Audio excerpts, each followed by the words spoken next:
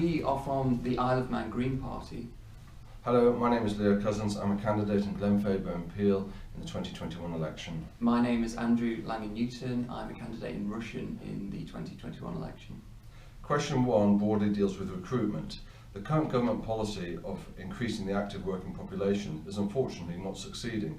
There are a number of reasons for this. House prices, the cost economy and our transport links. If we improve those, we'll find it easier for businesses to meet their needs of people they require on the island.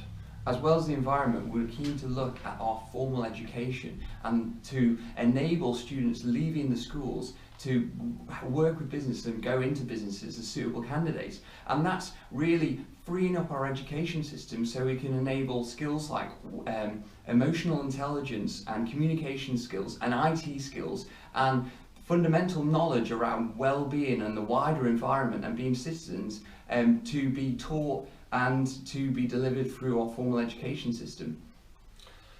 Question number 2 broadly deals with regulation.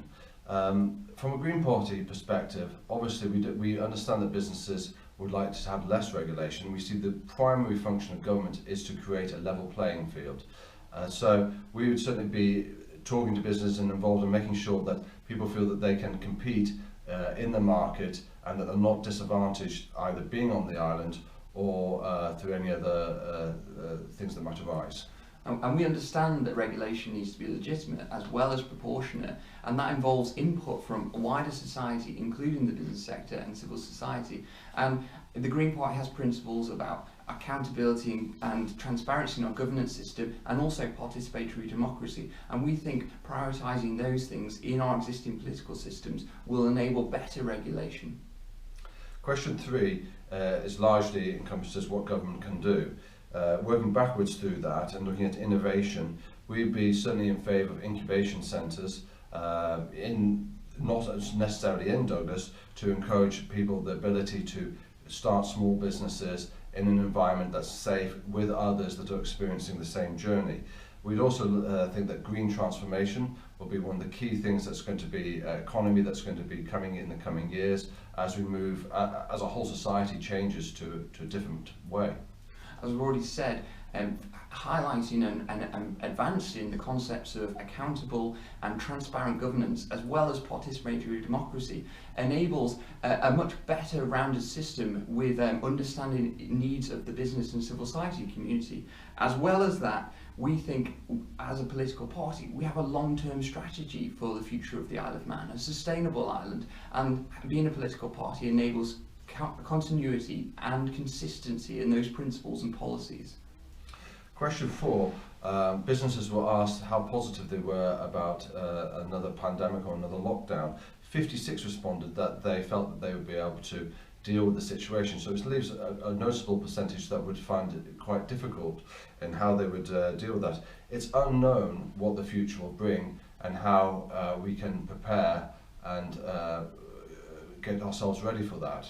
However, what we would say is that we would want responsive governance and data-led policy, and those are two concepts that are important for the Green Party.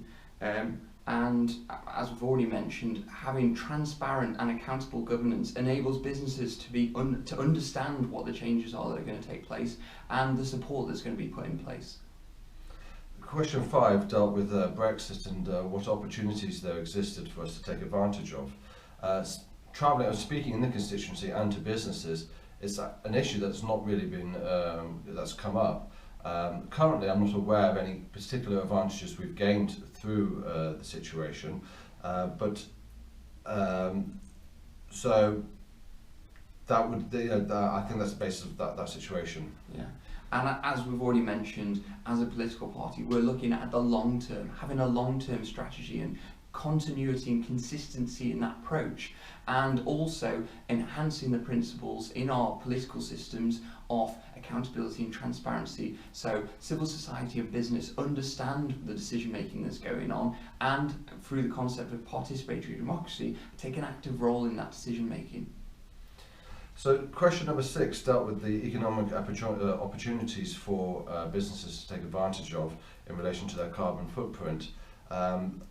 When I talk to businesses, I mean, there's the one clear category that, of course, looking at solars, looking at green energy, is going to reduce your business costs. You buy that now, you have a fixed price guaranteed for the future. It is critical for a lot of our businesses to be able to control that cost to ensure the jobs and the future in the industries in Glenfaber and Peel. As well as the economic benefits of solar power and the renewable energy and the transition today, there is the part that business play in enabling the whole community to transition, and we would really like to highlight that to business and communicate with them and work with them, because the business community is going to be the solution in selling these products like heat pumps, like solar panels, to enable communities to transport in the green transformation. It has been well documented. Question 7 deals with the businesses and the Biosphere Pledge. That's largely seen as being unsuccessful by businesses in actually creating sustainable long-term change. However, if you look at it from a perspective of big businesses, many businesses will only operate, have achieved carbon neutrality or well on the way to doing that, and they've required the assistance of certainly green electricity to achieve that. So these are quite positive steps. And 2 points additionally to that are understanding and then working with business to understand the opportunities of the green transformation and the future of renewable energy and sustainable practices, but also the costs of inaction. And that's not just the costs of climate change and how that's going to impact the Isle of Man and business links and supply links, but it's also about the costs of your competitors transitioning and the perception of that and you being left behind. So there's economic opportunities, but there's also costs of inaction. And the second point is working with businesses to understand they are fundamental to the solution about the future that we want to bring about, a sustainable future where we're not subject to catastrophic climate change. And businesses will play a fundamental part in that, leading the way in supplying these products to enable our community to be part of the green transformation. Question 8 dealt with the diversification of the economy.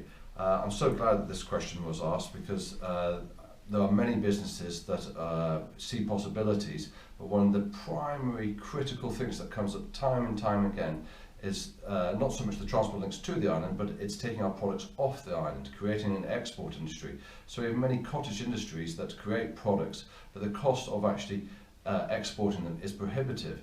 Currently, as the government is now the owner of the steam packet, and the boat travels to the destinations like Liverpool or Heysham, there's the possibility now to provide low-cost transport to increase our export market into Ireland and the UK.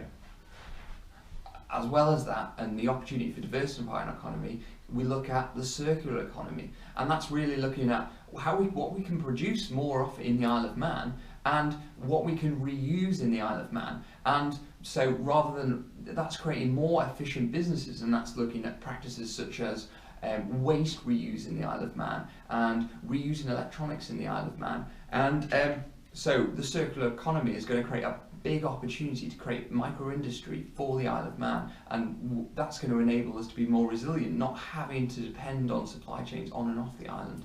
Now, the second point is about education and how we can reskill or upskill, not just in a formal education, but in lifelong learning to enable people to have the knowledge and the opportunities to take risks for new business areas that develop.